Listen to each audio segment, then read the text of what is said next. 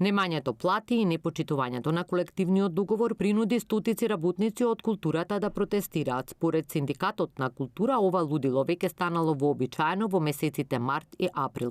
Револтирани, работниците од култура побараа подобри услови за работа и секоја институција да биде ослободена од политички притисоци и од контроли. Бараме транспарентност и професионално управување со културните институции, ослободени од партиска контрола. Бараме крај на понижувањето. Културата нема да молчи.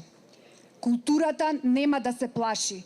Ние сме културата, ние сме гласот што не може да го загушите. Предвидеш институционе тона. Со години нашите институции се оставени на работна екзистенција со инфраструктура која се уништува пред нашите очи, кадар кој работи со дополнителни работни задачи поради недостаток на нови вработени, уметници кои се вработени и се пензионираат без унапредување. Од Сојузот на синдикати вела дека безрезервно го поддржуваат протестот на вработените во култура, повикувајќи ги да се приклучат на протестот на ССМ на 1 мај. Дојдовме 300 луѓе пред 3 недели на протест. Се исплашија. Денеска сме 3000. Уште повеќе се плашат.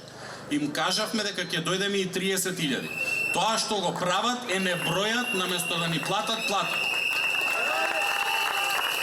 Почитува министер, луѓето очекуваат платата да им се исплати согласно колективниот договор уште денес. Доколку не,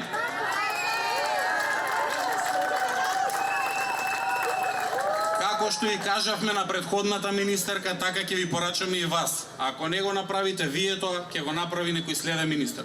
Од Министерството за култура на 18 април најавија дека вработените во култура ќе земат плата по великденските празници. Според Министерството, доцнењето се должи на усогласувањето на пресметките за плата со Министерството за финансии.